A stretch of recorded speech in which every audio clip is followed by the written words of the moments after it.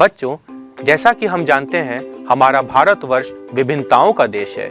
यहाँ पर अलग अलग प्रांतों में भिन्न भिन्न प्रकार के खाद्य सामग्री, वस्त्र तथा वस्तुएं मिलते हैं। तो हम अपना पाठ्यक्रम आगे बढ़ाते हुए आज यह जानने की कोशिश करेंगे कि कौन सी वस्तुएं हैं और उनके समूह कैसे बनाते हैं। बच्चों, हमने देखा हमारे भोजन तथा वस्त्रों में बहुत अधिक विविधता है।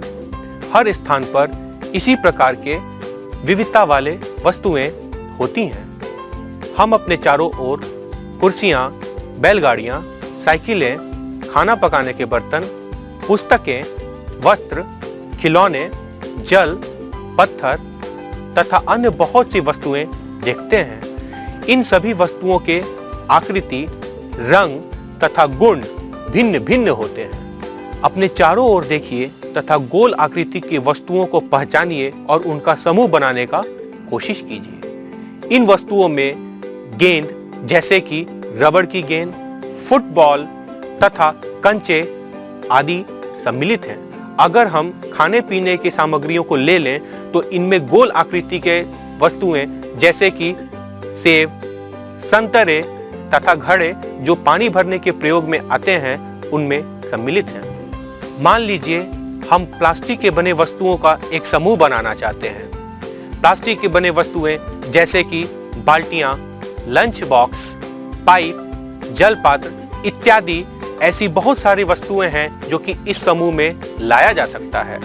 अतः वस्तुओं के समूह बनाने के बहुत ढंग हैं। वस्तुओं को मुख्यतः दो प्रकार के आधार पर बांटा जा सकता है, जैसे कि उनकी आकृतियां और पदार्थ जिनसे कि वो बने होते हैं। हमारे चारों ओर की वस्तुएं एक अथवा अनेक पदार्थों से बने हो सकते हैं, जैसे कि प्लास्टिक, लोहा, रुई, कागज, लकड़ी इत्यादि।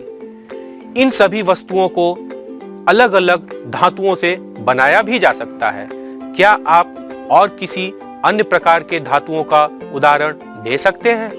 आइए अब हम अपने चारों ओर से जितनी संभव हो सके उतनी वस्तुओं को एकत्र करते हैं। हमारे इस संग्रह में हमारे पास क्या होगा?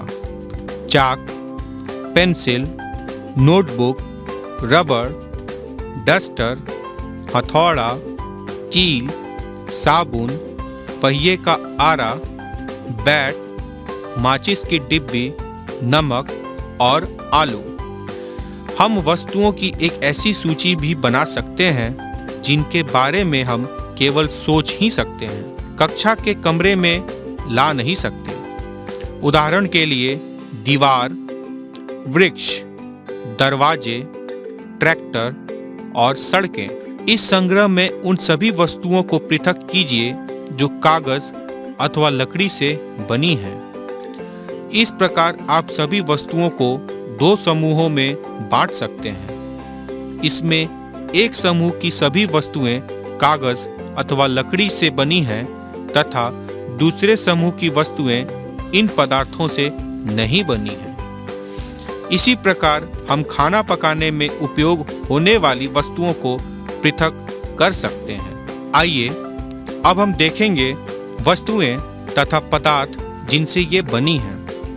वस्तुएं जैसे प्लेट तथा पदार्थ, इनमें इस्पात, कांच, प्लास्टिक तथा अन्य चीजें हो सकती हैं। दूसरा पेन तथा पदार्थ, प्लास्टिक और धातु। बूझो यह जानना चाहता है कि क्या हमने यह पता लगाया है कि कुछ पदार्थों का उपयोग एक से अधिक प्रकार की वस्तुओं को बनाने में किया जाता है। समान पदार्थों से बनी विभिन्न प्रकार की वस्तुएं, इनमें पदार्थ तथा इन पदार्थों से बनी हुई वस्तुएं। लकड़ी, लकड़ी से कुर्सी, मेज, हल, बैलगाड़ी और इसके पहिए बनाए जा सकते हैं। कागज, इससे पुस्तकें, नोटबुक, समाचार पत्र, खिलौने, कैलेंडर इत्यादि बनाया जा सकता है। चमड़ा, इससे जूते, बैग, बेल्ट इत्यादि बनाए जाते हैं। प्लास्टिक, इससे खिलौने तथा बर्तन बनाए जा सकते हैं। रुई से रजाई, तकिए, कपड़े इत्यादि बनाए जा सकते हैं। वस्तु एक ही पदार्थ से बनी होती हैं, तो ऐसा भी होता है कि एक ही वस्तु कई पदार्थों से भी बनी हो सकती हैं और फिर एक ही पदार्थ के उपयोग से कई वस्तुएं बनाई जा सकती हैं। बच्चों, अब हम जानने की कोशिश करेंगे पदार्थों के गुण। जैसा कि आप सभी जानते हैं कि हम सभी में कुछ न कुछ गुण होते हैं जो एक दूसरे से भिन्न हैं। जैसे कि कोई अच्छा पढ़ सकता है तो कोई अच्छा लिख सकता है, कोई अच्छा खेल सकता है तो कोई अच्छा गा सकता है। उसी प्रकार पदार्थों में भी अलग अलग गुण पाए जाते हैं जो उनके विभिन्नता का कारण बनते हैं। बच्चों, क्या कभी आपने यह जानने की कोशिश की है कि हम पानी पीने के लिए कपड़ों के बने हुए गिलास का इस्तेमाल क्यों नहीं करते? तो आइए और आज इसके बारे में हम जानने की कोशिश करेंगे कि ऐसा क्यों होता है। क्योंकि कपड़ों में छोटे छोटे छिद्र पाए जाते हैं और यदि हम पानी इन कपड़ों में डालेंगे तो पानी इन छिद्रों से होते हुए बाहर निकल जाता है। अतः कपड़ों के बने हुए गिलास पानी को ठहराने में असमर्थ होते हैं।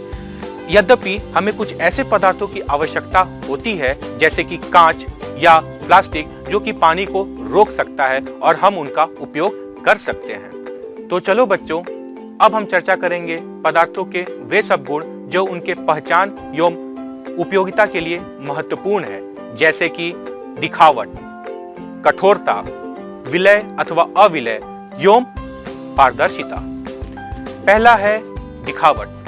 दिखावट से हमारा अभिप्राय यहाँ पर यह है कि हर पदार्थ एवं एक अथवा एक से अधिक पदार्थों के बने हुए वस्तु एक दूसरे से दिखने में भिन्न है। जैसे कि लकड़ी लोहे से अलग दिखता है, लोहा तांबे या एल्युमिनियम से भिन्न दिखता है। उसी प्रकार लकड़ी रुई तथा गत्ते से अलग दिखाई देता है। विभिन्न पदार्थों गत्ता, लकड़ी, तांबे का तार, एल्युमिनियम का तार और चौक के छोटे छोटे टुकड़े एकत्र कीजिए। क्या इनमें से कोई चमकीली दिखाई पड़ती है?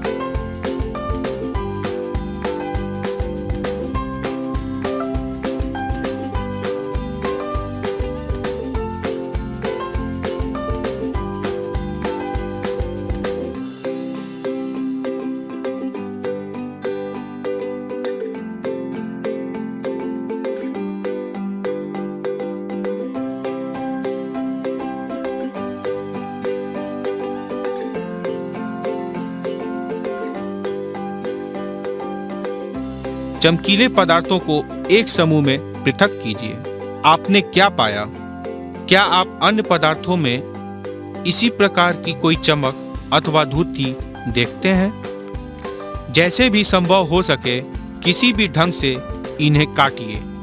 ऐसा आप कक्षा में जितने भी पदार्थों के साथ कर सकते हैं कीजिए तथा धुतीवान और धुतीहीन पदार्थों की सूची बनाइए। काटने के स्थान पर आप पदार्थों के पृष्ठों को रेगमाल से रगड़कर यह देख सकते हैं कि वे धुतीवान हैं अथवा नहीं। पदार्थ जिनमें इस प्रकार की धुती होती हैं वे प्रायः धातु होते हैं। लोहा, तांबा, एल्यूमीनियम तथा सोना धातुओं के उदाहरण हैं। कुछ धातुएं बहुधा अपनी चमक खो देती हैं और धुतीहीन दिखाई देने लगती हैं। ऐसा उन पर वायु तथा नमी की अभिक्रियाओं के कारण होता है। इसलिए हमें केवल ताजे कटे पृष्ठों पर ही धुती दिखाई देती हैं। जब आप किसी लोहार अथवा वर्कशॉप का भ्रमण करें तो धातु की छड़ों के ताजे कटे पृष्ठों को देखने का प्रयास करें और यह देखें कि इनमें धुती है अथवा नहीं।